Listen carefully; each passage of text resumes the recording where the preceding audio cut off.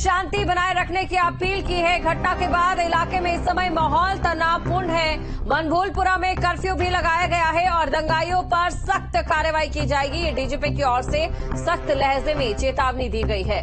तो बड़ी खबर आपको हम बता रहे हैं, अवैध मदरसे पर जिस तरीके से बुलडोजर कार्रवाई यहां पर की जा रही थी, उसी दौरान पत्थरबाजी शुरू होती है और पत्थरबाजी वहां से होते हुए देखिए आगजनी की घटना तक यहां पर पहुंच जाती है। लगातार आगजनी की जो तस्वीरें हैं वो न्यूज स्टेट आपको दिखा रहा है। तस्वीर आपके सामने, तस्वीर में भी आप देख सकते हैं, लोगों में इस समय डर है, दहशत है।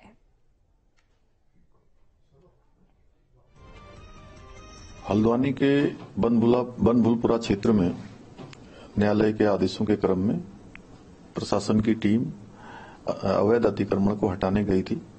वहां पर कुछ अराजक तत्वों के द्वारा पुलिस के साथ झड़प हुई है, पुलिस के साथ संघर्ष हुआ है वहां पर, और कुछ पुलिस के लोगों को, प्रशासन के लोगों को चोटें आई हैं।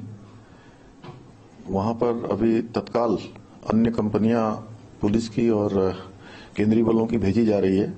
सभी से शांति बनाने का हमने अपील की है, कर्फ्यू लगा दिया गया है और जो भी इसमें दंगाई होंगे, जो भी इस प्रकार का अतिक्रमणकारी होंगे, जिन्होंने आगजनी की है, उनके खिलाफ कठोर कार्रवाई की जाएगी।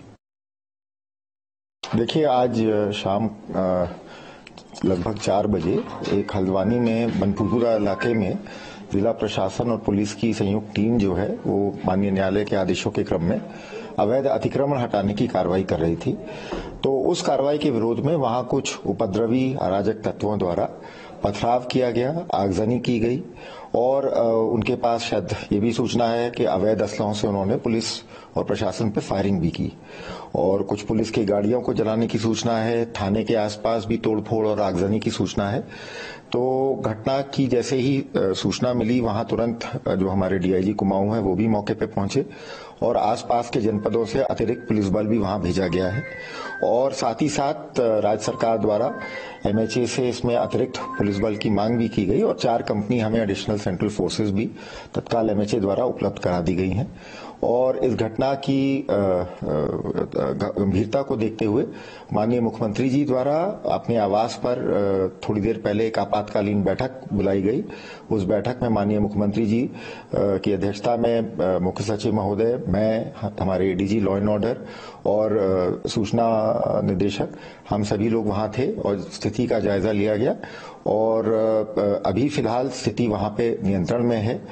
जो जानकारी मुझे अभी तक मिली है, कई संख्या में जो पुलिसकर्मी और प्रशासन के लोग चोटिल हुए हैं, उनको वहां स्थानीय अस्पतालों में दाखिला कराया गया है।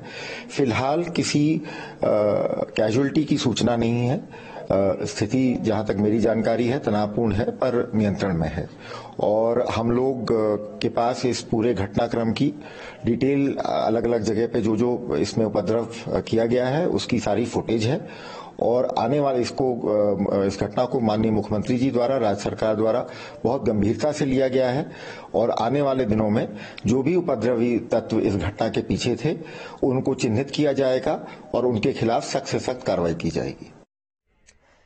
तो तमाम बयान आपने सुने, किस तरीके से कोशिश की जा रही है इस पूरे मामले को शांत करने को लेकर और लगातार न्यूज स्टेट भी शांति बनाए रखने की अपील इस समय दर्शकों से कर रहा है, लोगों से कर रहा है। तस्वीरें आपके सामने हैं, कार में जो आग लगाई गई और उसके बाद देखिए ये आगजनी की तस्वीरें और साथ ही अजीत राठी इस समय हमारे साथ बने हुए हैं। तो अजीत के पास चलते हैं। अजीत, सबसे पहले अपडेट आपसे हम जानना चाहेंगे, किसी तरीके की कोई तब्दीली देखी गई?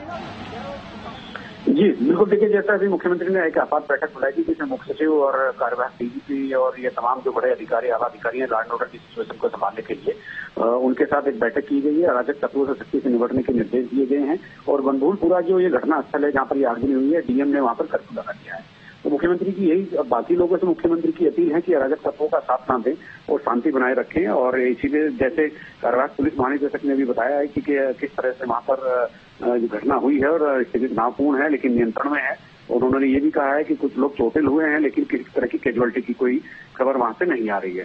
हालांकि चूंकि उत्तराखंड में इस तरह की घटनाओं की कोई उम्मीद नहीं करता है, लेकिन चूंकि नजूल की भूमि पर बने मदरसे को तोड़ने के लिए जब वहां पर टीम पहुंची तो वहां से पथराव शुरू हो गया और वो पथराव इतनी बड़ी मात्रा में था, इतनी बड़ी संख्या में लोगों ने किया था, तो ऐसा लग रहा था कि जैसे ये सुनिश्चित तरीके से ये सब चीजें हो रही हैं।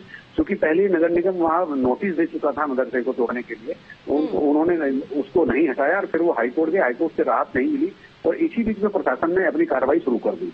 तो स्थिति ये बन गई कि वहां पर पथराव के सामने पुलिस को वहां से भागना पड़ा और प्रशासनिक अधिकारियों को भी वहां से भागना पड़ा। जो आसपास हिंदू बाहुल एरिया थे वहां पर छुपकर अपनी जान बचानी पड़ी और तकरीबन दर्जन भर से ज्यादा लोग चोटिल हो गए। जी अजीत, इस समय जो वहां पर अराजक तत्व थे, जो भीड़ थी, उसे तीतर बीतर कर दिया गया है या वो वहीं पर मौजूद है? जो टुकड़ियां हैं या फिर कह लीजिए जो टीम है पुलिस की, उसे कितना बढ़ा दिया गया है? किस तरीके से कोशिशें की जा रही है कि वहां पर जो माहौल है उसे पूरे तरीके से शांत किया जाए? देखिए, स्थिति यह है कि चूंकि जब पुलिस थी तो पुलिस बल को भी ये उम्मीद नहीं थी और प्रशासन को ये उम्मीद नहीं थी इस तरह की कार्रवाई उधर से होगी। ये एक तरह से आप ये समझ लीजिए कि इंटेलिजेंस का फेलियर है। जो हमारी खुफिया टीम रहती है, LIU हम जिसको जिलों में बोलते हैं, जो इंटेलिजेंस का काम करती है, सूचना एकत्र करने का काम करती है, यानी उसके पास ये सूचना नहीं थी कि वहां पर इतनी बड़ी मात्रा में पत्थर इकट्ठे किए गए हैं और लोग किस तरह की वहां पर योजना बना रहे हैं। तो एक इंटेलिजेंस का फेलियर है और दूसरा RAF के और CRPF की 4 कंपनियां पहुंचने के बाद वहां पर स्थिति नियंत्रण में आई और जितना नुकसान हो चुका था वो RAF के और CRPF के पहले आने के पहले ही हो चुका था। तो अभी वहां पर लोगों को तितर बितर कर दिया गया है और रात में पुलिस ने एक प्लान बनाया है। वहां के कप्तान और DM खुद मौके पर हैं, उन्होंने प्लान बनाया जो अराजक तत्व हैं उनकी रात में धरपकड़ की जाएगी, गिरफ्तारी की जाएगी, उनको जेल पे जाएगी।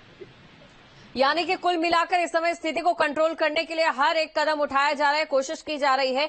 जैसा कि आपने कहा कि जो इंटेलिजेंस है वो यहाँ पर फेल होती दिखाई दे रही है। अक्सर ऐसे मामलों में पहले से ही इनपुट मिल जाता है कि किस तरीके से जो मामला है वो आगे बढ़ने वाला है और ऐसे मामलों में हमने देखा है धारा 144 ड्रोन का भी कितनी चीजों का सहारा लिया जाता है, जो यहाँ पर कहीं ना कहीं नदारद जरूर देखा गया। अजीत जी बिल्कुल, देखिए बहुत बड़ी बात है कि जो गोपनीय सूचनाएं पुलिस को एकत्र करके जिला मजिस्ट्रेट और SSP को देनी होती है, ऊपर भेजनी होती है, तो उनमें इस तरह की सूचना नहीं थी।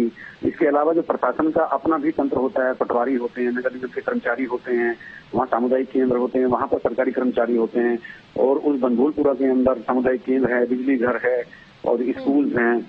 तो अगर किसी को भी इतने सारे कर्मचारी वहां पर वितरण करते हैं, अपनी ड्यूटी करते हैं, दायित्व का निर्वहन करते हैं, तो किसी को भी इस तरह की सूचना नहीं मिलना, ये वाकई एक बहुत ही मतलब या तो इसको ये समझा जाए कि बहुत ही गोपनीय तरीके से वहां स्थानीय लोगों ने योजना बनाई थी और उसके बाद ही ये सारा हादसा पेश आया। जी अजीत, देखिए कश्मीर से ये जो विरोध प्रदर्शन का एक पैटर्न शुरू हुआ, नूह में भी हमने देखा, हरियाणा में, तो उत्तर प्रदेश में हमने देखा, अलीगढ़ में, और उत्तराखंड से भी गाहे बगाए जो ये तस्वीरें सामने आ रही है। देवभूमि जिसे एक शांत राज्य उत्तराखंड, पहाड़ी लोग जिन्हें भोले भाले कहा जाता है, एक बड़ी चिंता का विषय है, एक बड़े विश्लेषण का विषय है।